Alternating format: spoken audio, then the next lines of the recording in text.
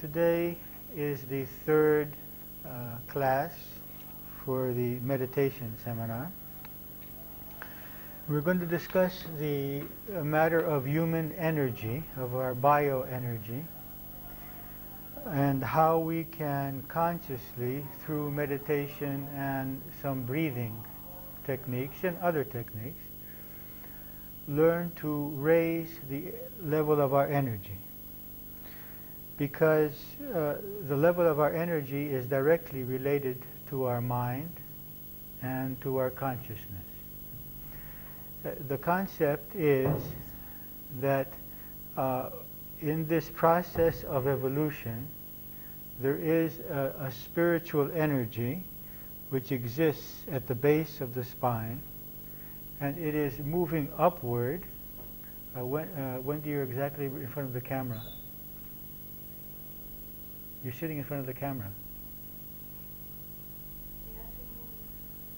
No, now you're even worse. Please come sit over here or there.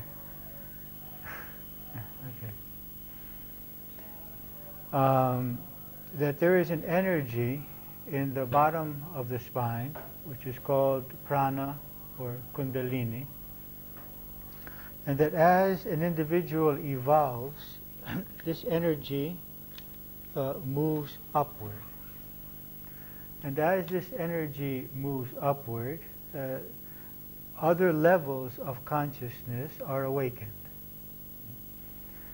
Now there are various ways to cause these centers, which we're going to talk about in a moment, to open, but also meditation and exercise and breathing are one way. There are psychological ways, there are spiritual ways, religious ways, there are various ways of manifesting this change. So our evolutionary process is accompanied by the rising of this energy in the spinal column and the awakening of these centers of consciousness.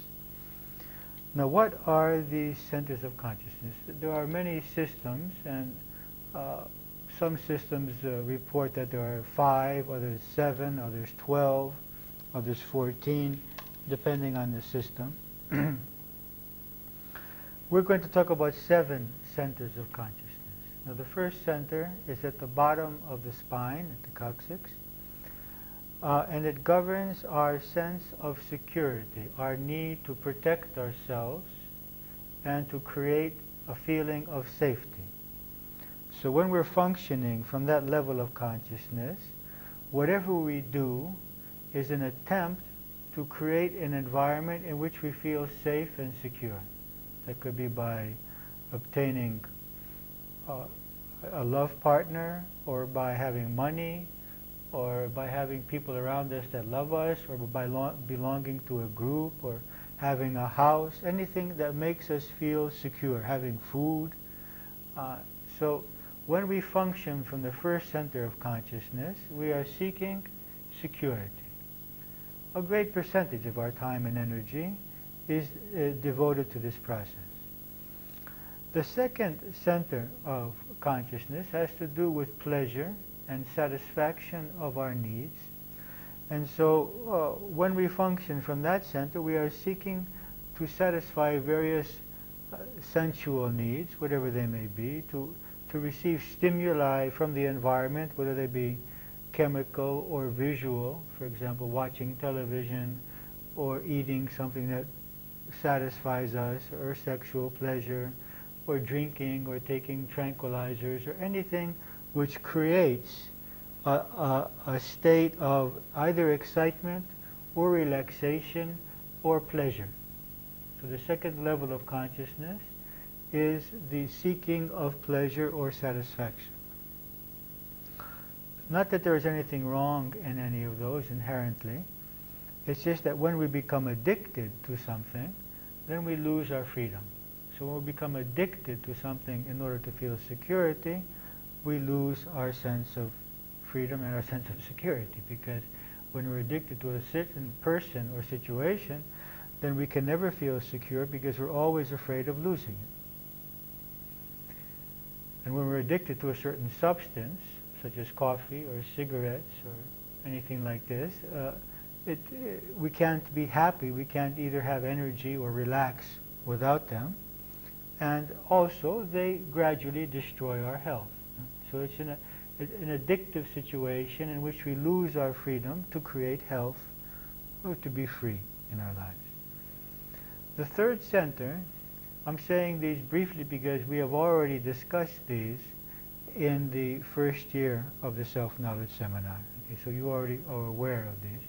We're discussing them for the second time now.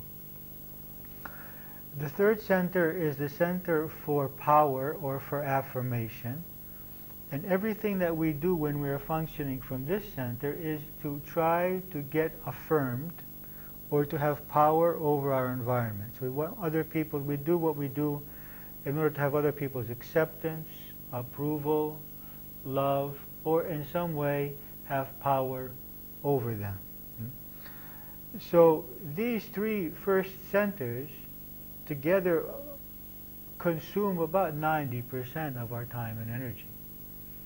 Because we're seeking, what we're doing is we're just trying to keep physically, economically safe for life. Most people are giving at least 8 to 10 to 12 to 15 hours a day. If you add to that the need to get affirmed by society and relatives, and you add the clothing and the cosmetics and the social events and all of these things that we do simply to feel that we'll be accepted by other people, and a tremendous amount of money, time, and energy go into these first three needs. The fourth center, which is here at the chest area, the second center is just below the navel. The third is at the solar plexus area. The fourth is in the heart center, in the center of the chest.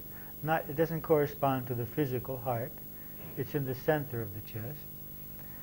And when a person functions from this center, he functions with love, without conditions. Because usually what we call love is a form of attachment, or a form of bargaining. That is, I love you because you make me feel secure, or I love you because you give me pleasure, or I love you because you affirm me. And if you start giving security or pleasure or affirmation to others, I don't like it, and I stop loving you. So this is not really love. This is not pure love. This is love, but with attachment, with needs.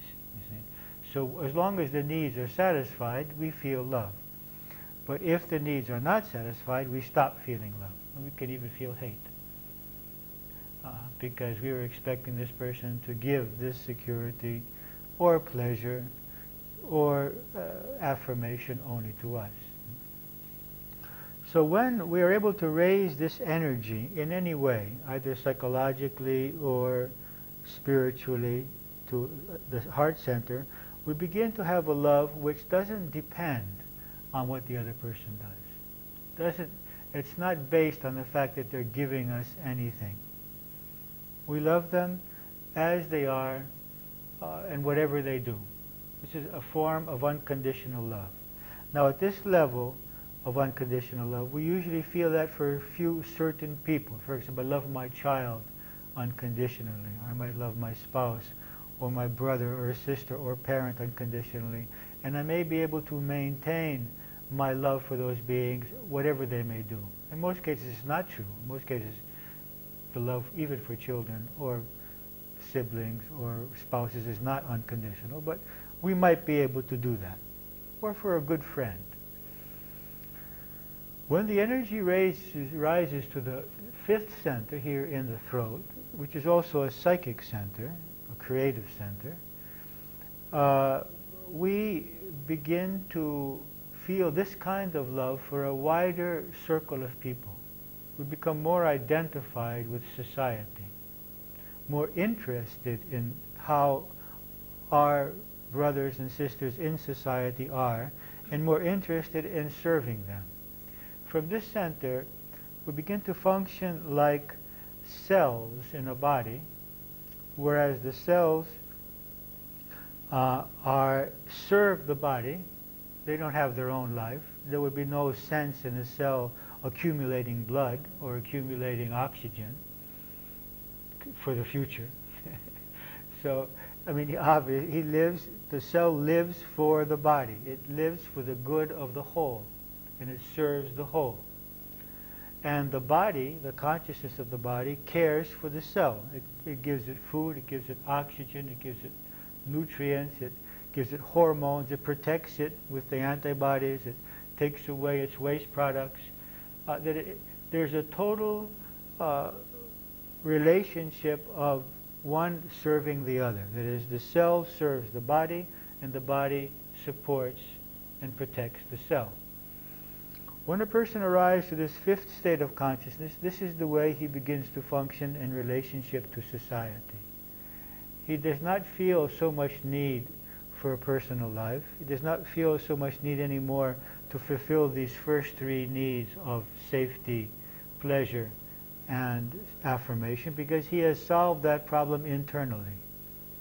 He feels internal security, inner security.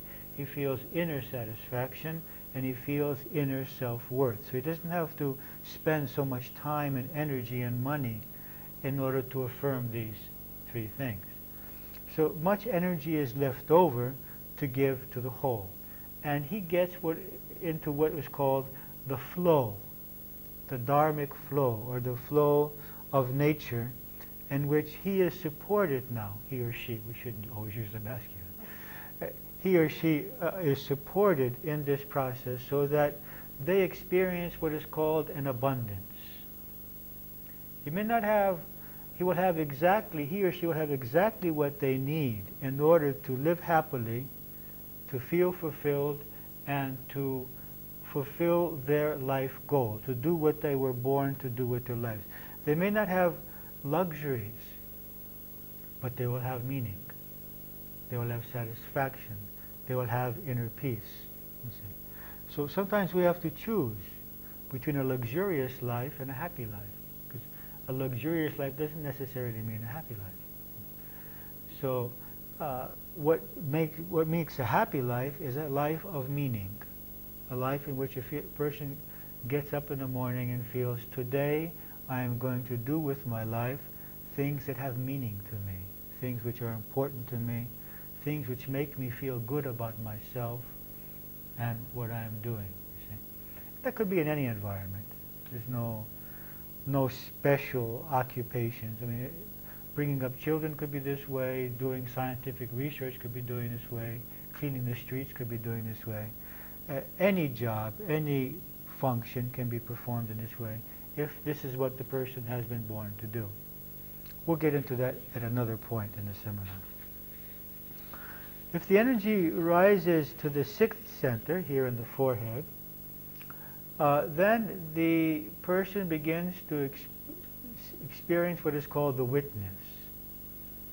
And he begins to become the witness of himself and the witness of life, in which he doesn't get engaged in all of these fears and thinking processes. He realizes when he's functioning from this center of consciousness that I am something else. I am not my body and I am not my mind. That my body and my mind are instruments which I am using in order to function on the earth level. Just as my car is an instrument that I use to move from one place to another, but I am not my car.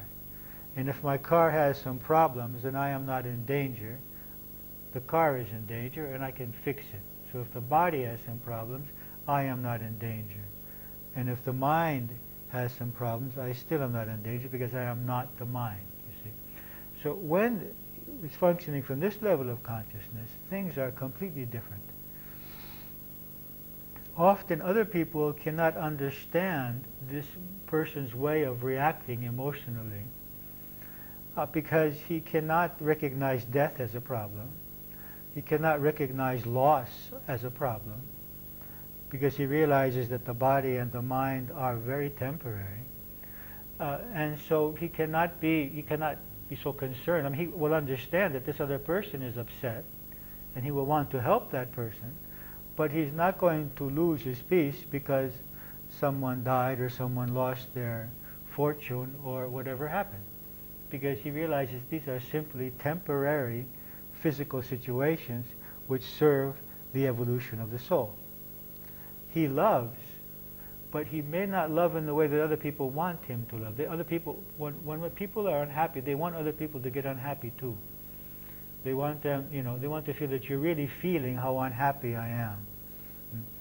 For example, if our child loses her doll, for example, or a car, small toy car, we know why the child is feeling unhappy. We have been in that space. We're not going to reject the child for feeling so unhappy, but we're not going to sit there and cry with the child, because you know very well that this toy is not so important and it's a temporary thing, and then she's going to go on in life and he's going to go on in life, and things will be okay. And the same thing that this person that's functioning from the witness will see with someone who loses a loved one, or loses a fortune, or loses even their health, because these are all temporary. When one begins to see that, we are all destined to die. No one in history has been able to avoid that. So it's the most natural thing, you see. So when one functions from this center, the sixth center, everything is quite different. He may live a very natural life. Will do everything that he does, but he's not so much affected by it. And the seventh center of consciousness, it's difficult to talk about, because it's the center in which we exist out of time and space.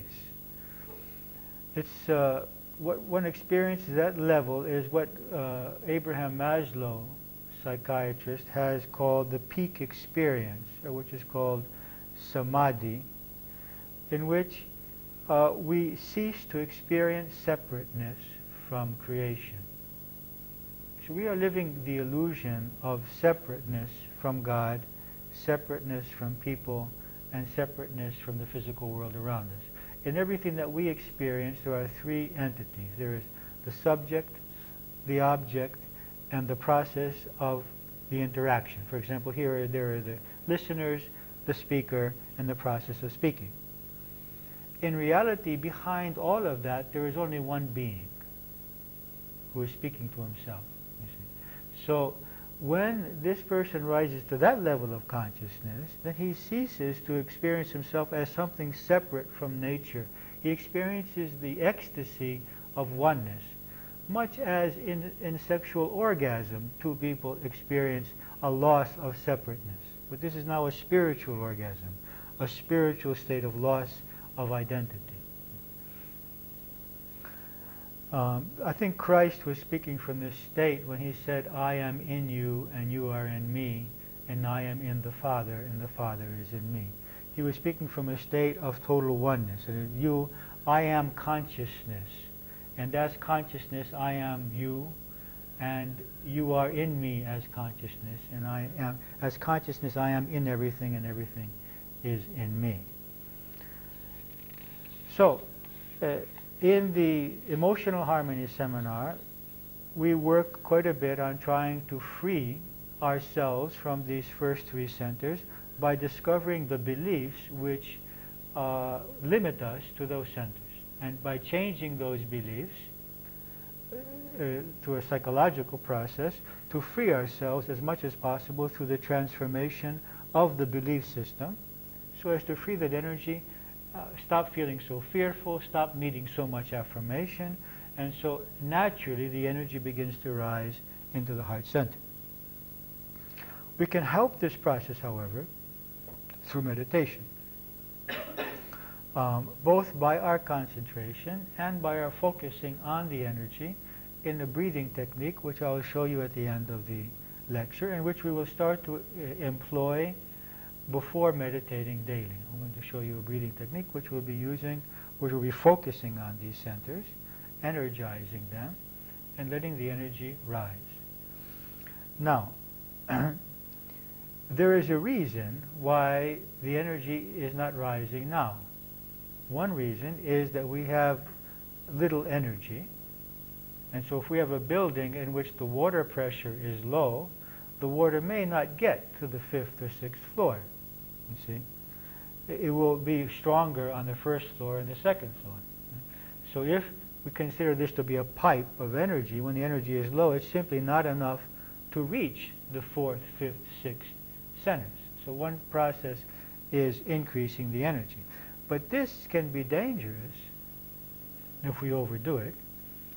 And also, first of all, we need to remove the blockages which exist between the centers.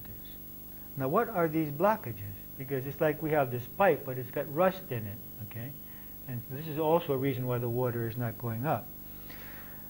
Now, one of these blockages are the toxins that we have in our physical body.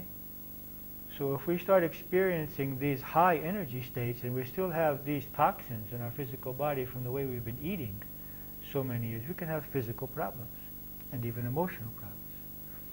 Another obstacle is our emotional states, because energy is neutral.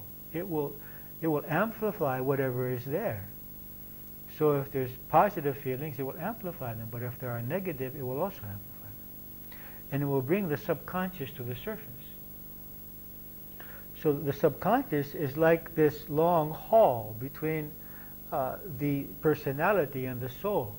In order to get to the soul, I have to clean out the subconscious. And this is why we require people in Harmonic Izui to do 2 years of self-analysis first, and then go on to learn meditation. Another factor are the various muscular tensions and energy blockages which exist in the body. And most important of all, what I already mentioned, the emotional mechanisms. Another factor also is our posture. And because as that energy begins to get into the body, it's going to want to straighten it. This happens anyway when we meditate. And so all of these things need to be dealt with before we awaken this energy. So we need to purify our bodies, put our emotions into balance, and work on our physical body, on our organs, on our muscles, so that they are strong enough to receive this energy. You see, if you put too much energy through a wire which is too small, what will happen? It will burn. It will get so hot that it will burn. If you put too much energy through a wire with lots of impurities in it, it will get even hotter. Because the more the impurities, the hotter the wire gets when the energy goes through it, when the electricity goes through it. So we are going to start working with this energy, but we must also address ourselves to what do we need to do to purify the body and the emotions so that this energy can flow more purely and without creating problems. Now, what are the symptoms of this energy having arisen in the body without our having previously created the state of purity which is necessary? This is physically, emotionally, and mentally. Some people experience extreme heat, others extreme cold. Some can experience great hunger or loss of appetite. We experience the extremes depending on which channel this goes through. You see, there are 3 channels. There is the central channel, which is the Sushumna, and then there's 2 channels which go like this. If you've ever seen that the sign that they have for the doctors, 2 snakes or two things going up like this. And these are the alternative channels which cross each other, the Ida and Pingala. The one channel creates hyperactivity, and the other creates a lack of activity, an inertia in the body.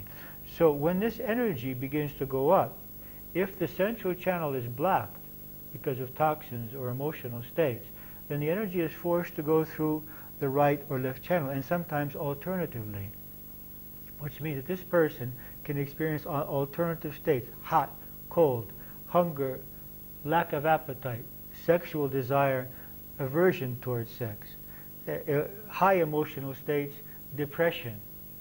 You see? So all of these opposites can be accentuated if someone tries to awaken this energy without having done the previous work of catharsis, of cleansing the body and the mind for this process. You should have no fear. The way that we are doing it for 20 minutes a day will not create any problem. But if you start meditating an hour or 2 a day, or doing breathing exercises a half an hour, 40 minutes, an hour a day, then you just might have some problems. If you do have such symptoms, then speak to us about it, and we will ask you some questions in order to determine whether you should lessen the hours of meditation, whether you should do something else. So in meditating, you should not go gung-ho into, well, since 20 minutes is good, an hour and a half is better. It's not true. Stay with the 20 minutes to a half an hour for the first year. Let's let the things come out slowly.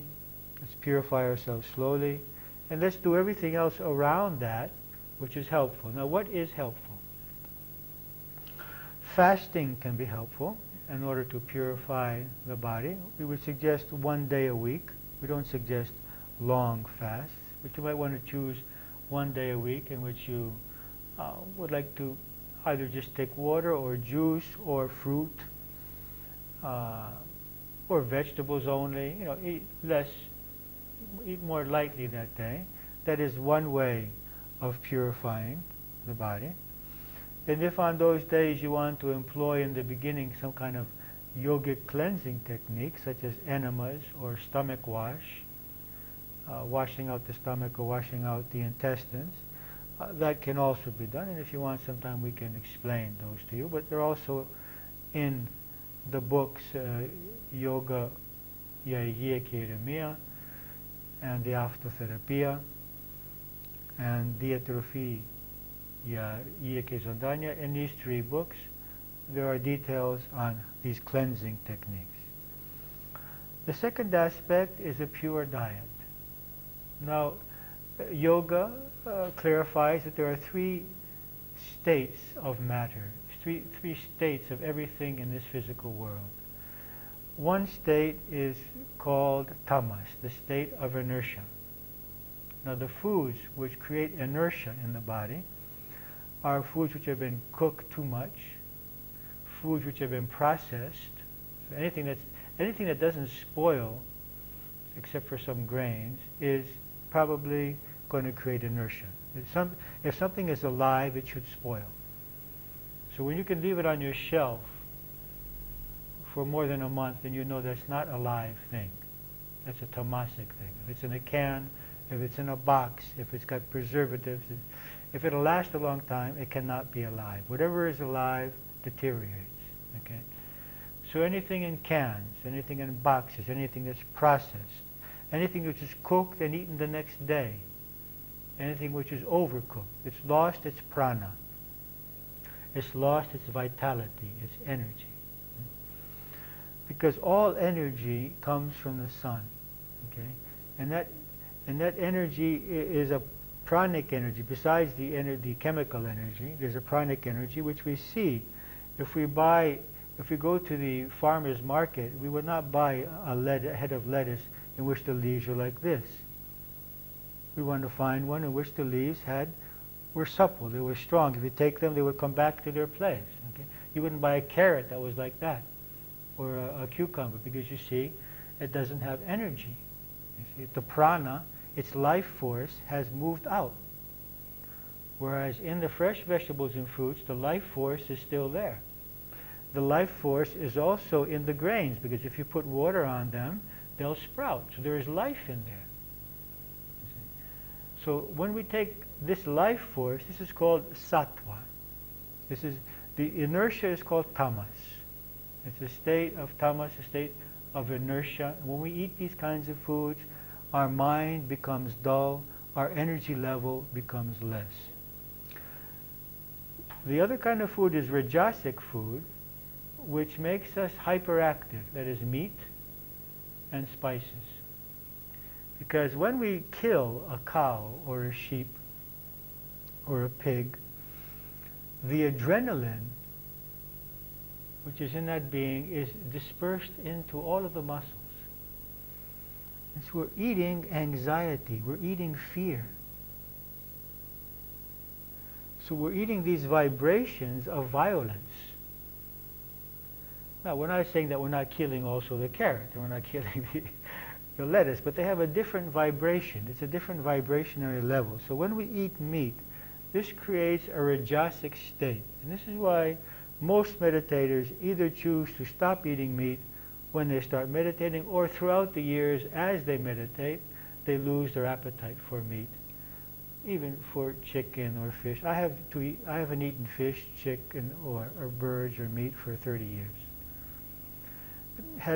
I'm perfectly healthy. I give blood regularly. There's nothing lacking from my body. It's a total myth that you have to have it. Maybe some people need to have it. Maybe some people with anemia or low blood pressure may need occasionally to take some fish. Think of it, that millions of Hindus and Buddhists live all their lives without ever eating them. They are mentally capable, physically capable beings, without ever having put, even from their birth, a piece of meat, fish, or chicken in their bodies.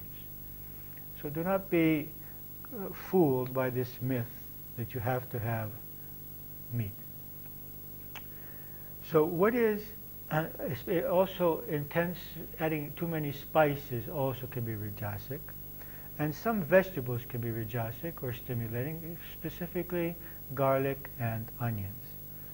Now I think that it's probably going too far to think that we have to cut out garlic and onions from our diet because they're rajasic.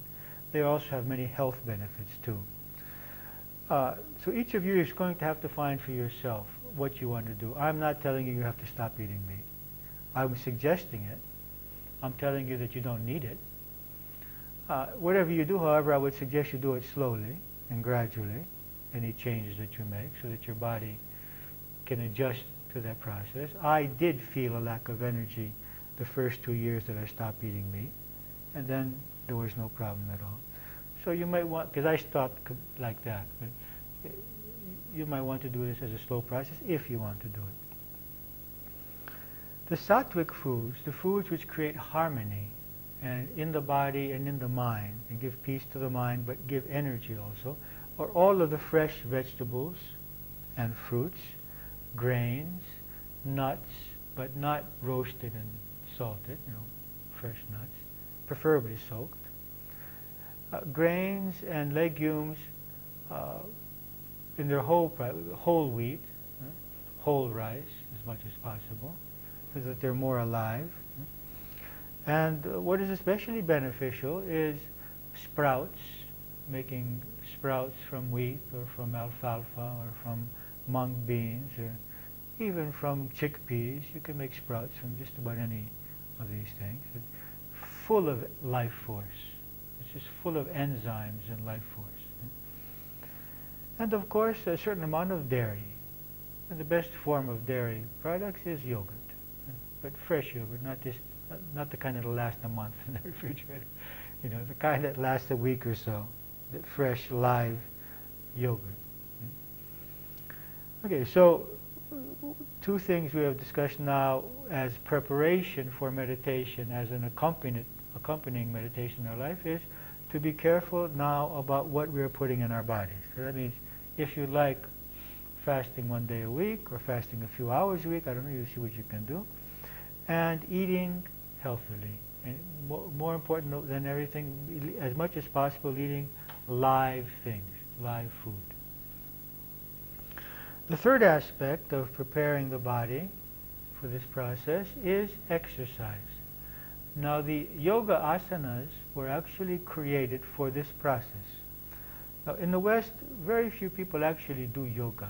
They call it yoga, but it's not. Yoga is postures, it's not exercises. Anything you do which is moving is just a preparation for yoga. The real yoga is taking a position, such as the shoulder stand, or the forward stretch, or the torsion, or the cobra, and staying there as you continually scan your body and become aware of the physical and energy blockages that are existing, and then mentally letting go of that so that the energy can flow. Everything else to do, going up, down, breathing this way and this way, is just simply preparation for yoga. Now they discovered these techniques specifically for people who meditate, because they release the energy body. They remove the blockages from the energy body, and they function directly on the nervous system and on the endocrine system. And they free up the energy so that when you sit in meditation, your energy is already smoothed out and harmonious, because many thoughts in meditation are created by the state of energy. So if the energy is low, we go into this astral state, this dreamlike state, all kinds of images coming to the mind without any reason or rhyme to them. And when the energy is rajasic, then we start thinking about what we're going to do tomorrow, all these plans that we have, how we're going to control our lives and control other people around us, and how we're going to organize everything, and what are we going to... And so there's obviously no possibility of transcending the mind. So doing exercises before meditation helps a great deal. And this is why we suggest that if one wants to do this as a package, that he will do exercises, breathing, prayer if he likes, and meditation. So it's like driving a car, you know. You wouldn't try to start your car out in fourth gear. You have to put it in first gear, get a little bit of momentum, then you put it in second gear, you increase the momentum, and then you can go into third. So exercise is like first gear, breathing is second gear, prayer is third gear, and meditation is fourth gear. So it's like, you know, you're one thing is preparing for the next. And so that doesn't mean that you can't do yoga without exercises or breathing first, but it's more effective. Now we specifically, when we're doing exercises, want to care for the spine, exercises which remove tension from the spine, because that's where the energy is going up. So we want bending backward, bending forward, sideward bending, torsion, and upward stretching. All of these for the spine, so as to create a spine that can sit straight. Also, we're interested in increasing the flow of blood to the brain, because this rejuvenates all the brain functions, which means also thinking, because thinking is affected by the brain. Okay? Because when the blood is not getting to the brain, we think differently than when the blood is getting to the brain. Okay, so these are the two most important considerations in our exercises. Now, if you also want to do other things for the abdomen, for the joints, do everything that helps you. But what we're really interested for the meditation is spine and brain, because this is where it's happening. Now the next step, the next aspect of preparing for meditation is learning to control the breathing. It's one thing to observe the breathing, and it's another thing to control the breathing. Okay? So we want to begin. There are 4 acts of breathing. There's inhaling, there is retention of the air in the lungs, there is exhaling, and there is retention of the air outside of the lungs, that is, with the lungs empty.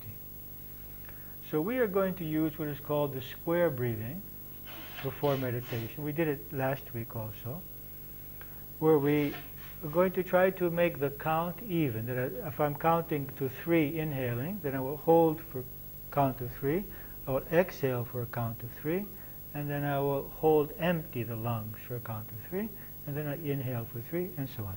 The number 3 is arbitrary. You could be 4, it could be 5, it could be 2. You will gradually find your own rhythm. And theoretically, with time, we can increase that so that we're breathing more slowly, and the whole cycle is taking a longer period of time, because the slower we breathe, the calmer the mind. And the calmer the mind, the slower we can breathe. There's a direct relationship between breathing and thinking. It's difficult, it's impossible to breathe slowly if you're thinking. And if you stop your thoughts completely, you can hold your breath for quite a long time. But we're not interested in holding for long. Don't hold your breath for more than 7 seconds, okay? For at least the first year. Don't get into a lot of holding, because this can waken the energy. Okay. So, we're going to add to that, however, the process of alternative breathing, which means that we will be changing the nostril through which we are breathing. This is because when we breathe through the left nostril, this activates the right hemisphere, and also breathing through the left nostril only creates a tamasic state, or a state of lack of energy. Whereas breathing through the right nostril only activates the left hemisphere, and it creates a hyperactivity in the mental processes. So when we meditate, we want both nostrils to be open, and that's why we will purposely create that state with our fingers before we start the meditation. Now this naturally changes throughout the day, usually about every 2 hours. That, 1 hour 2 hours we're breathing through one nostril, and then that changes over. But if we're not well, if we don't have a healthy body, one nostril can be permanently blocked and create a state of disharmony.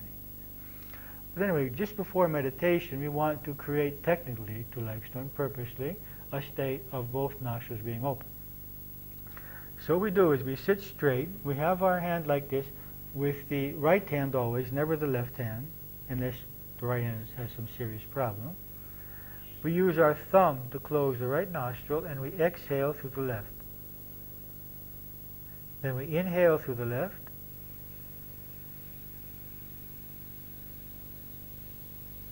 We close. We count. We exhale through the right. The index finger is free and towards the sky. Then we inhale through the right.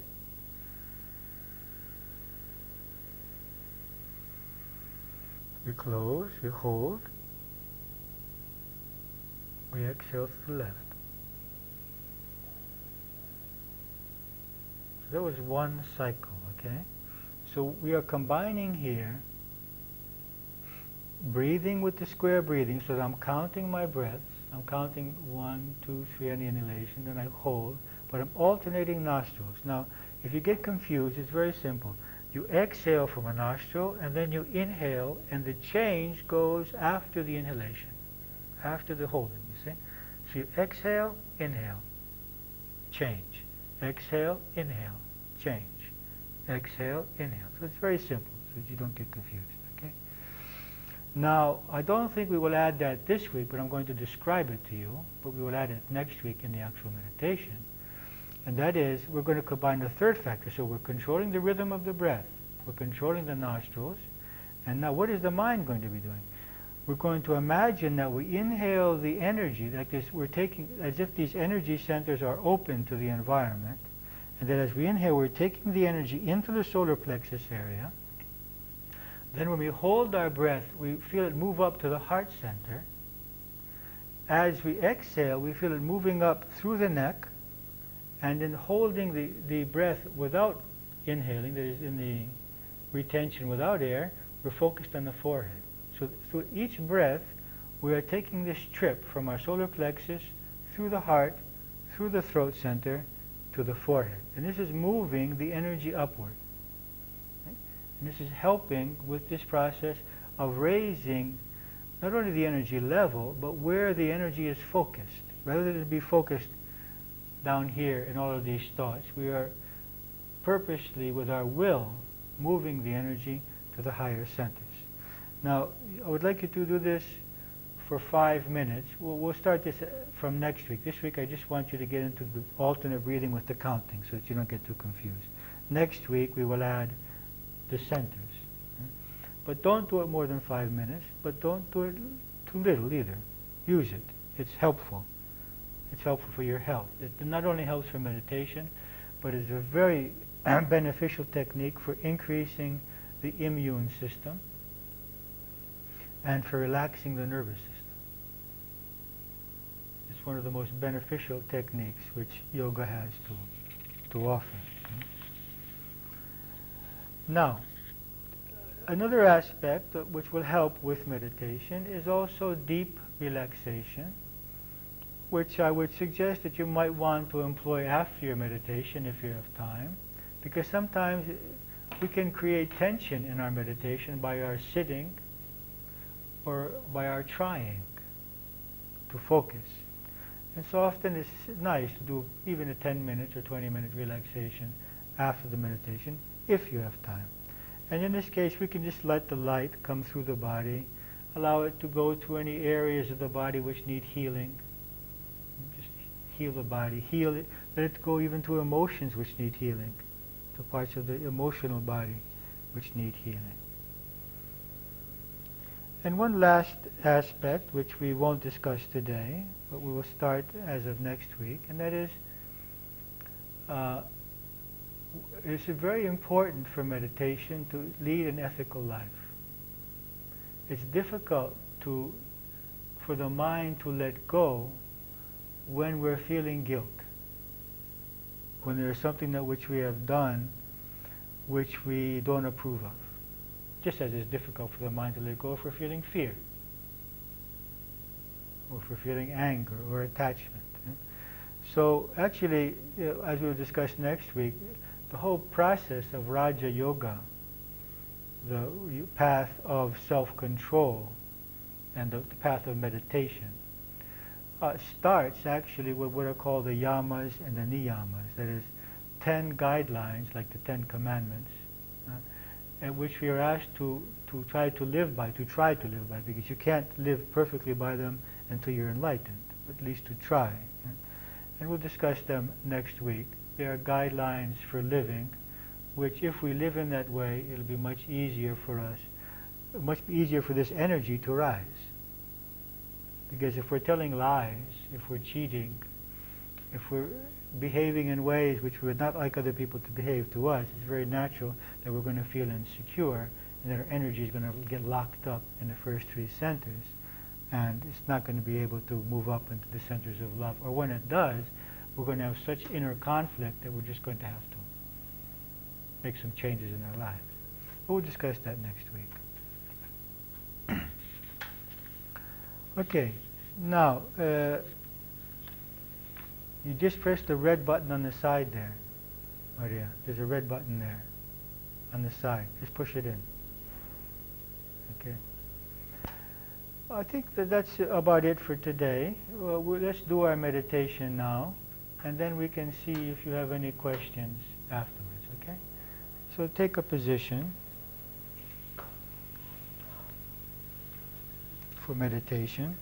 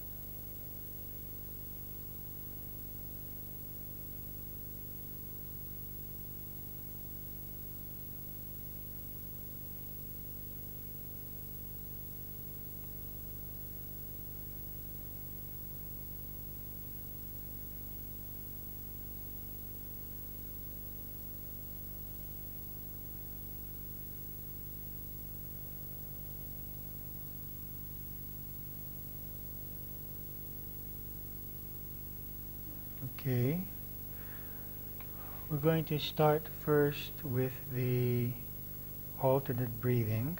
So sit with your spine straight. Take a few breaths first of all to open up your lungs.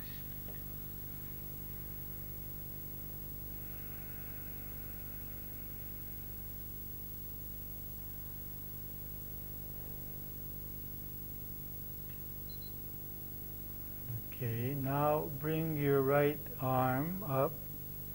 Let the arm be relaxed, however. Don't let the elbow be in the air. Let the elbow be down so that the arm can be relaxed. And close your right nostril with your thumb. Exhale out of the left nostril.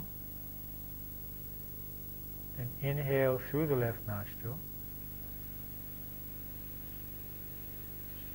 Hold. exhale out the right nostril, closing the left. The index finger is free. Inhale through the right. Hold. Exhale out the left.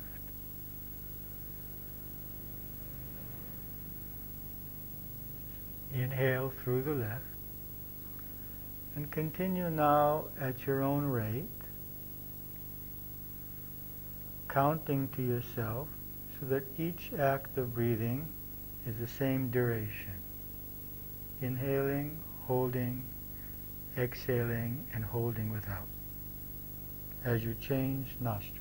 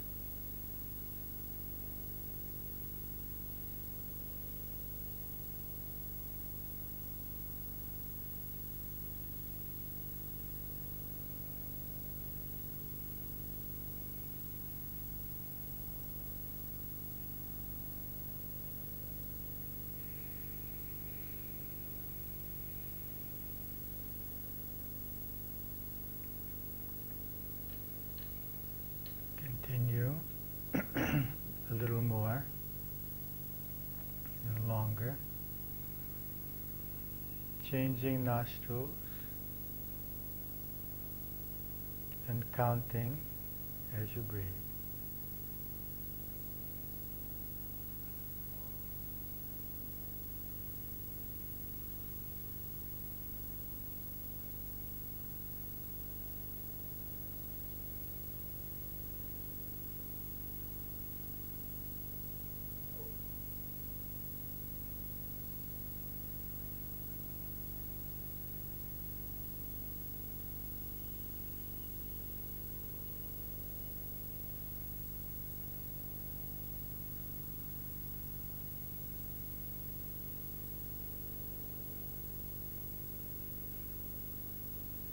Now you may complete the alternate breathing.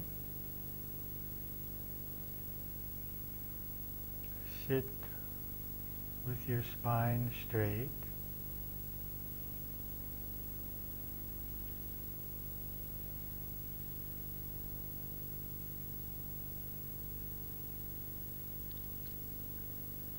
Allow the muscles of your abdomen to relax.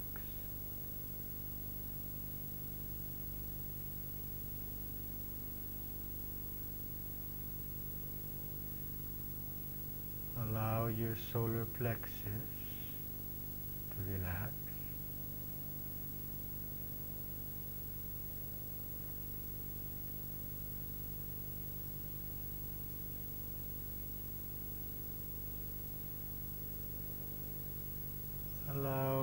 your shoulders to come backward and down as they relax.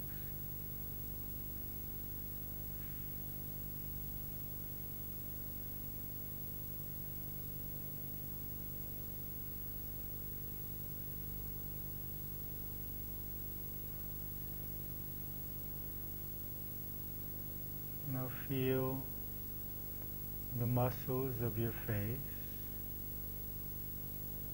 Allow your jaw to be relaxed.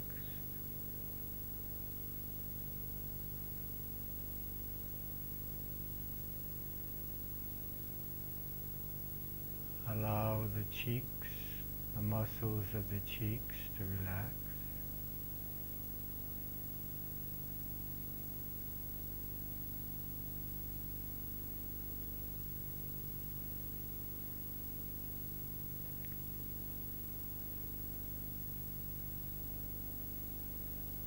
The eyes, allow the eyes to relax.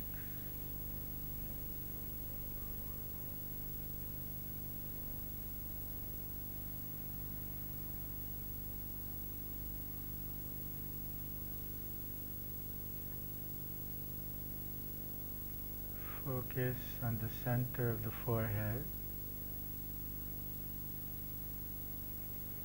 Allow the forehead to relax.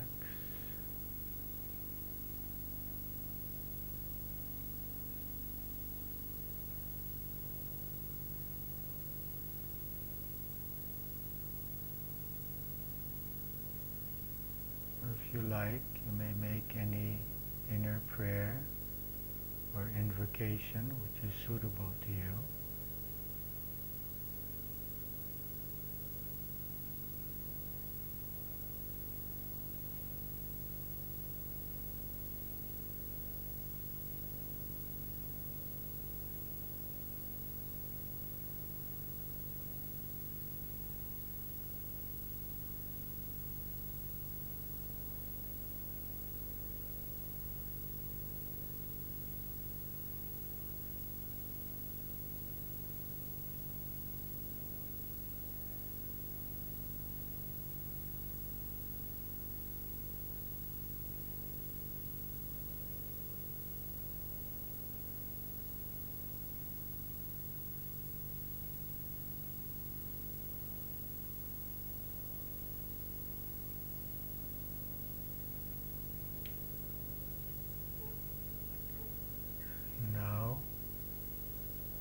Focus on the light, experience the light in your forehead, divine light, energy.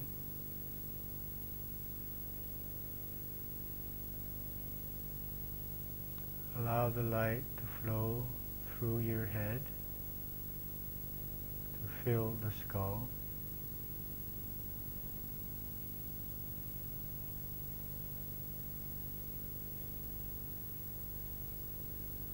It flows into the brain, relaxing all the cells of the brain.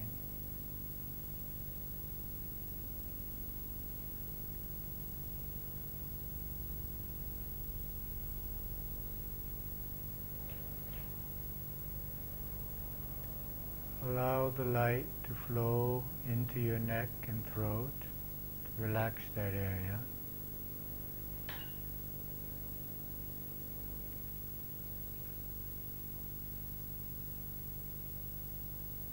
Flows down into the shoulders,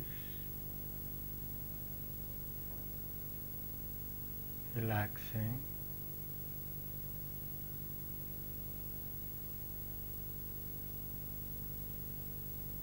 Into the arms,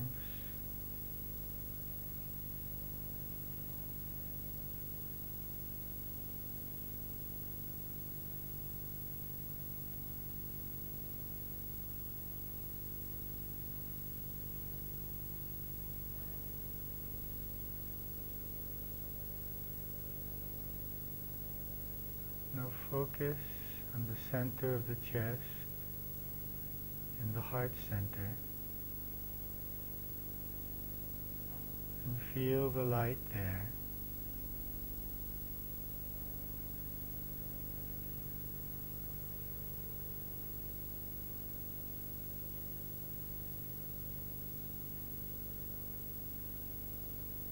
Allow it to increase and to fill your chest area.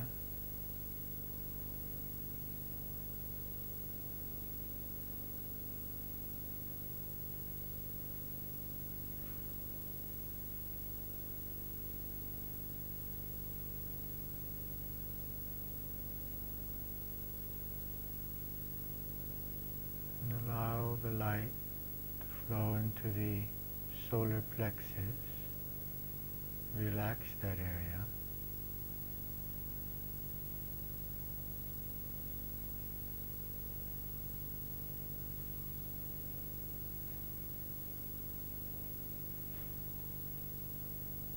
And into all of the abdominal area, relaxing.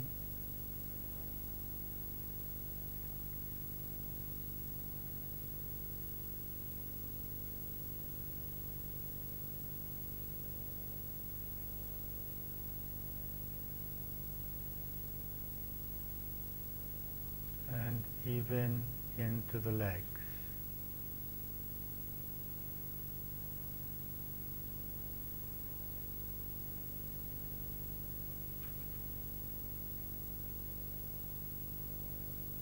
And if there are any parts of the body which have not accepted the light, allow them to relax and to receive the light now.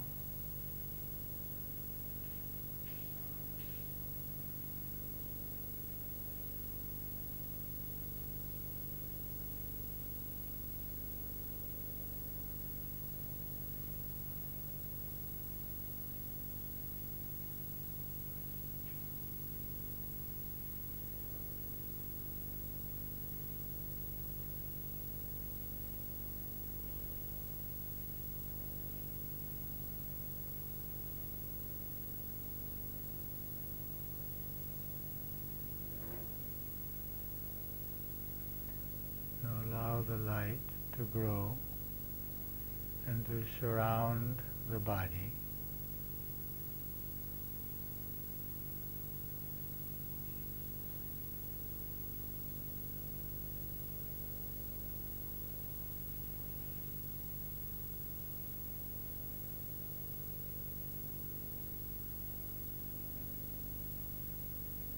So that you are in the light and the light in you.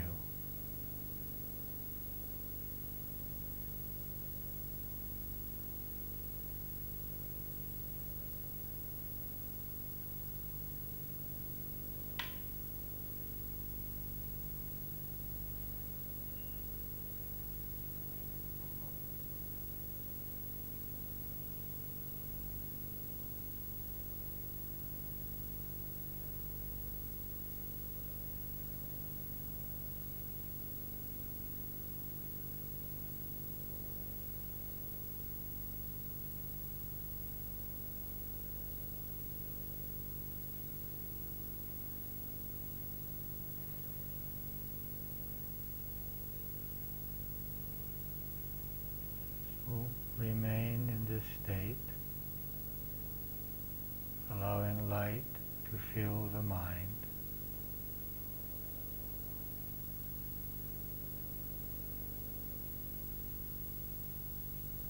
Removing thoughts, and come back over and over again to the awareness of the light in and around you.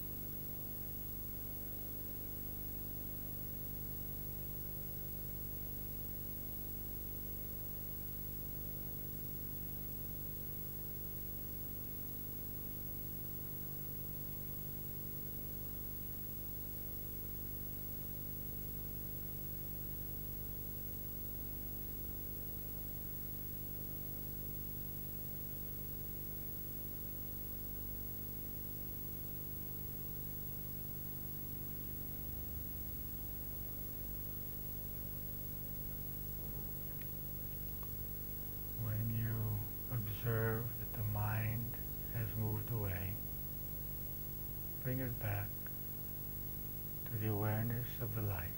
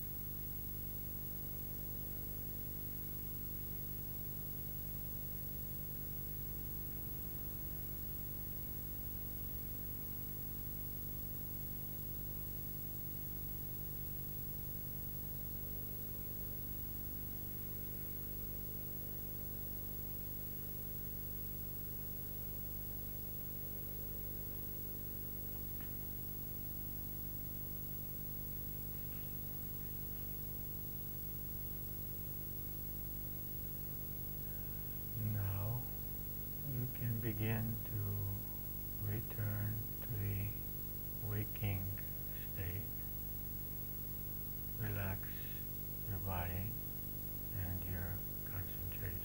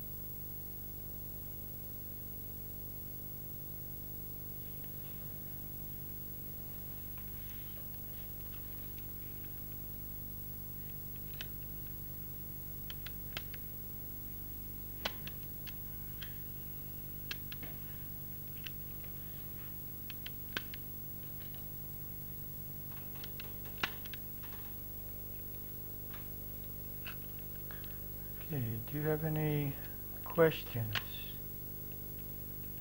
Any difficulties, any questions that you have? Yes. I used to concentrate on my breath the last 2 weeks, so I have to go one more, and I have to concentrate on the light of the Yeah, you can focus on the light.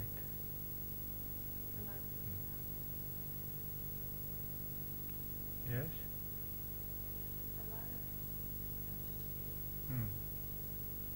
Okay, this is a natural release of energy, of tension, so it's not to be bothered with, it's okay. It means that it's working, that you're going to a state of inner relaxation where things can change, so it's okay.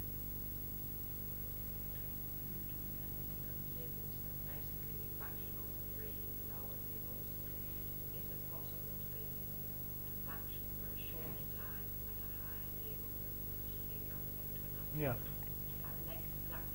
Yeah, they can fluctuate in even minutes. Yes. I have no kind of problem with the breathing, so should I concentrate on this? What kind of problem? Breathing, that square and with this difficult. Difficult. You find that your breath is not long enough? Yeah, and unregular. Yeah. Yeah, you should work on it. This will help to bring the mind into focus. It'll be useful for you. Yes. I have breathing. At what point were you doing the breathing? After breathing. Yeah. After breathing, we started concentrating online. Mm. It was very easy. For a moment, I thought it was faint, but I came out. This could either be the blood pressure going down or energy being released. Sometimes when a lot of energy goes to the head, it can create this dizziness. I don't think it'll be a problem. It may happen a few more times and then pass. No, it happened afterwards, she says.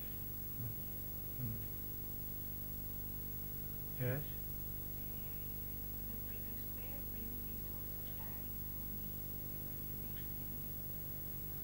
Yes. Yeah, okay. You can do this for a period of time. Yeah. Eventually it will be useful because you see each act of breathing has its own function. Inhaling and exhaling create equilibrium, balance. Holding increases energy, and holding without air empties the mind. So it's natural that it's difficult for you to do. You can do the triangular breathing, but gradually try to do 1 minute and then 2 minutes, and to obtain the ability to do the square breathing.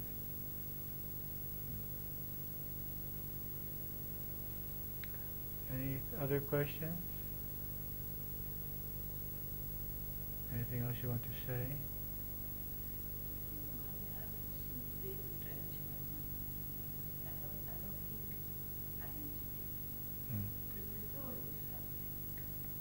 Okay, well, it's quite natural. The mind has learned to function like this for so many years now.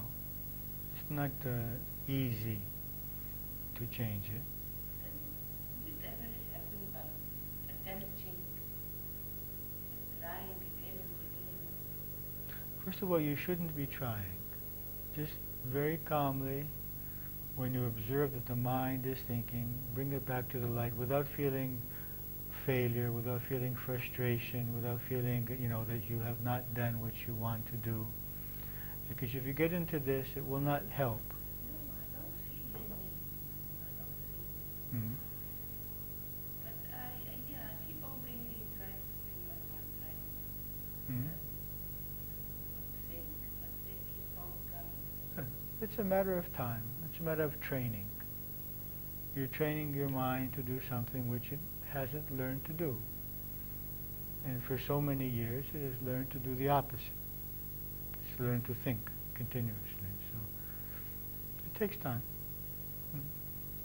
You might try doing yoga beforehand. Maybe if you do exercises beforehand and then breathing, the energy may be more balanced.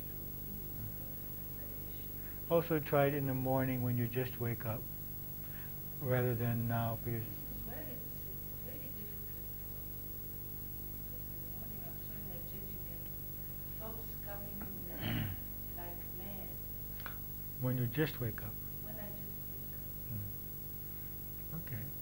Good. I've been used to in the morning to think about everything I have to do during the day, and then Mm. I have to plan, I have to Do you write these things down, what you're going to do? yes. I'll try it in the evening then. Never the right time. I mean, it's a matter of giving space to this and being patient. Two things are required: perseverance. You have to persevere to keep doing it, and patience.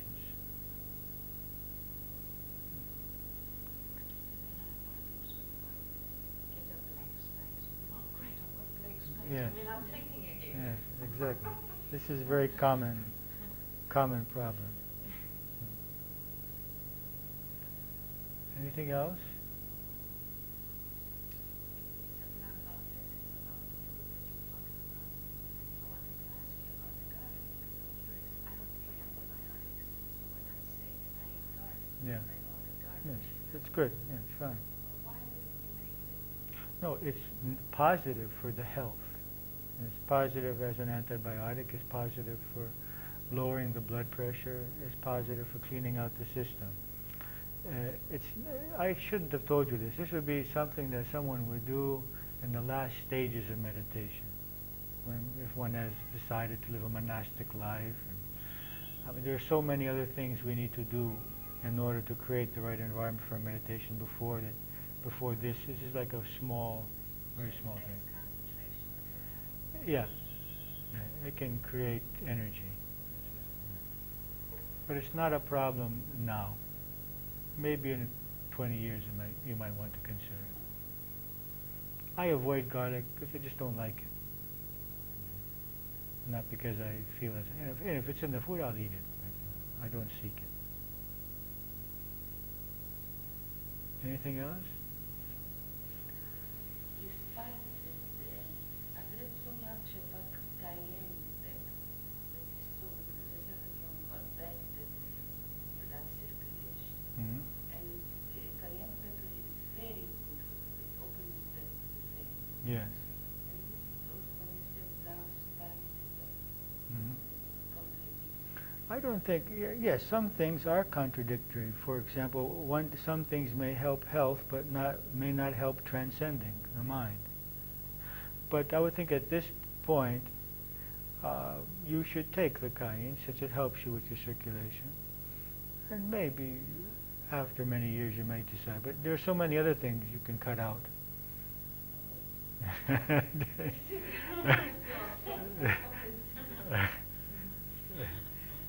So you can let this be for a while.